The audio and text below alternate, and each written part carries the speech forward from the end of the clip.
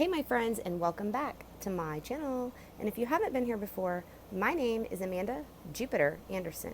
And today, you guys, I just want to share with you this clip from Gaia. I am a member there. It's a very awesome site, you guys, if you're not familiar with it. Wow, it is just so amazing. I'm a member there. I pay for this every single month, and it's definitely worth it. So enjoy the video. The question still remains paramount: who is the chooser? Are all realities existing simultaneously? Is there a possibility that all potentials exist side by side?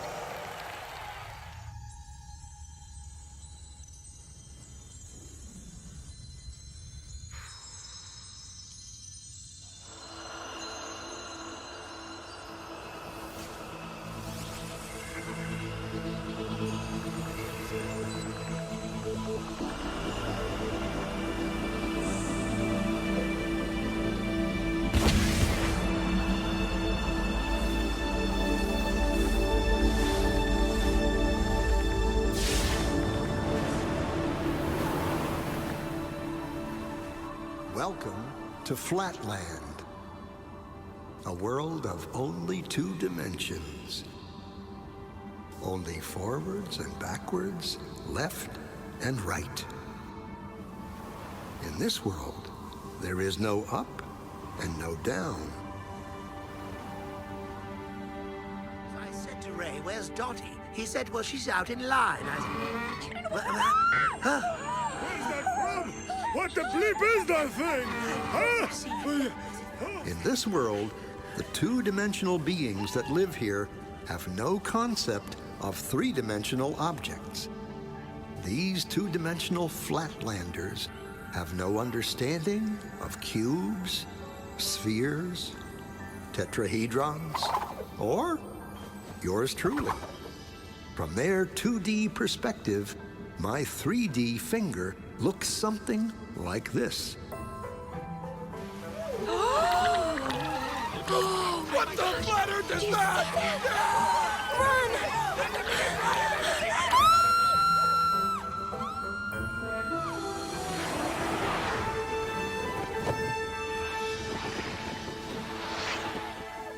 Hello, little circle. Fear of the unknown. Or should I say, not yet known. It's a puzzle. If we see only what we know, how does anyone ever see anything new? The unknown. How do we ever get out of our box? Hello, little circle. Don't be afraid. Who said that? Where are you? This is always the tricky part to explain. I'm in another dimension, another space. I am above you. No, never use that word. What word? The A word. Above? It's forbidden. Well, what do you think it means? I don't know, and I don't want to know. You can be severely punished if you use that word. Are you a ghost? I hope not. I just have a different perspective than you do. I can see things in a way you can't yet. Oh, yeah? Like what?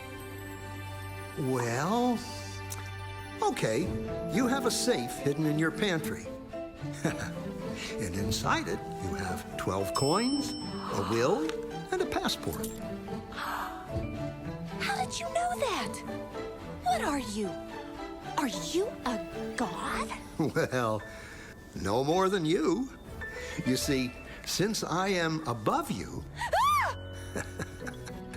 in the third dimension, I can see inside things in your world. Third dimension? You are a crazy ghost. There's only two. Look. So, if I were to touch the inside of your stomach, how would I do that? Well, You'd have to cut through my skin. Otherwise, it's impossible.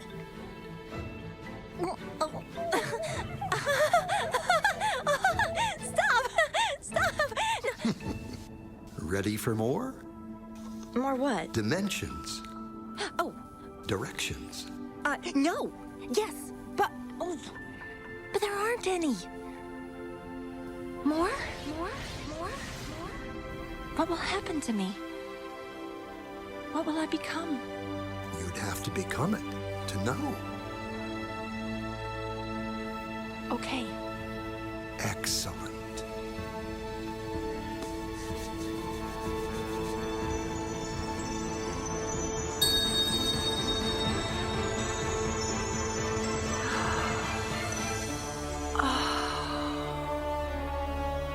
I never knew.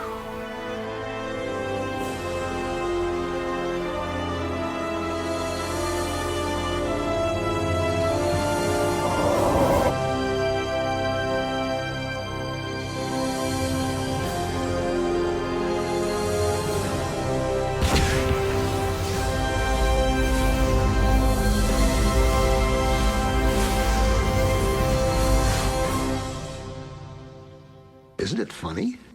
That which we are most afraid of is what thrills us the most.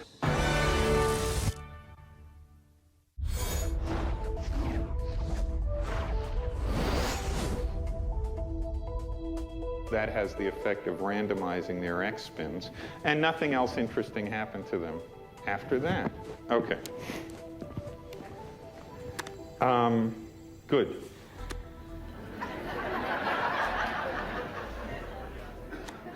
It's an easy way to get a laugh here. So you can't ask them their opinion, because you know what they're going to tell you.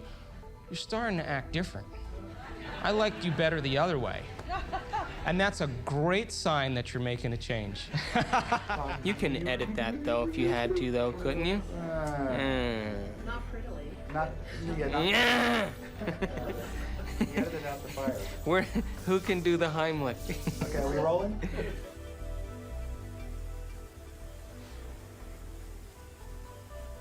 ギリシャの哲学者タレスが紀元前前に、言ったように、水は万物の源であるというふうに、私は信じている。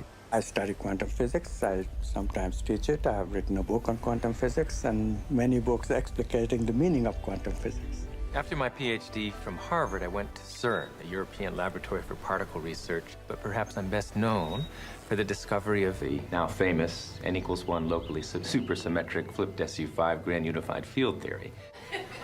Don't make the mistake of thinking that the scientific community is scientific.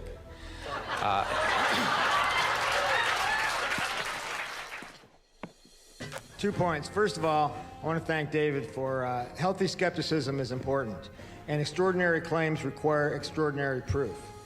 Now, the problem is that people defending the conventional approach to consciousness, brain equals mind equals computer, behave as if they've got proof and we don't. And they got, okay, pardon my... Which formed the neural nets in the first place, which is what? The mind. What's the mind? The mind, thank you. This is called divine intervention. From above.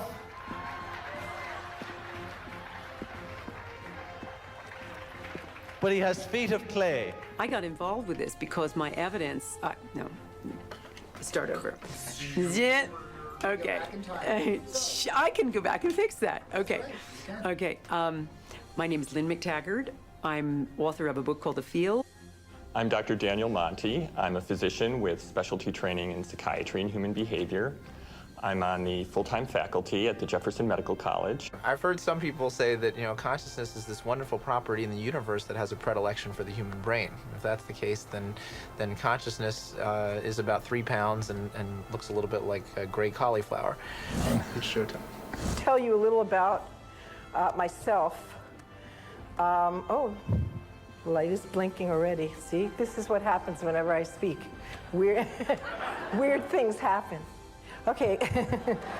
All right, well, look, when I hold it, it stays on. What does that mean? All right.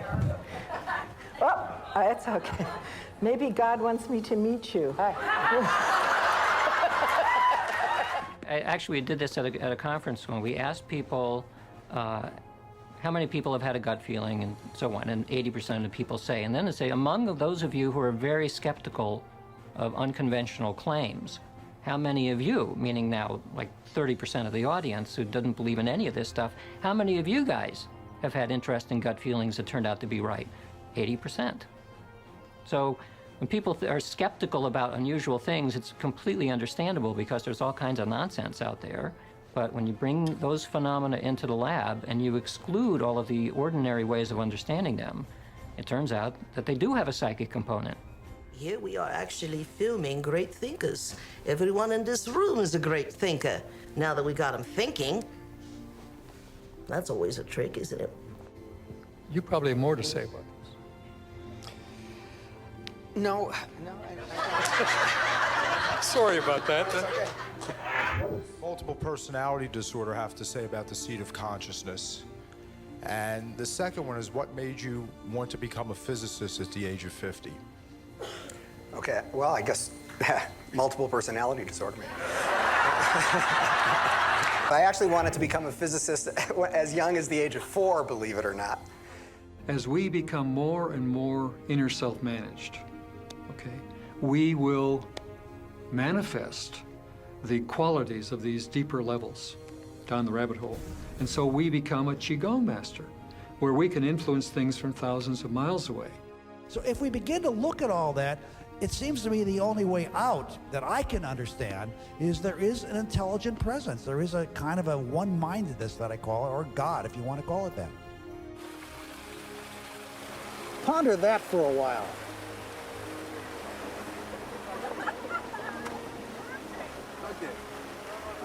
What did I say? What are you going to do with that? A bite! You took a bite out of nowhere!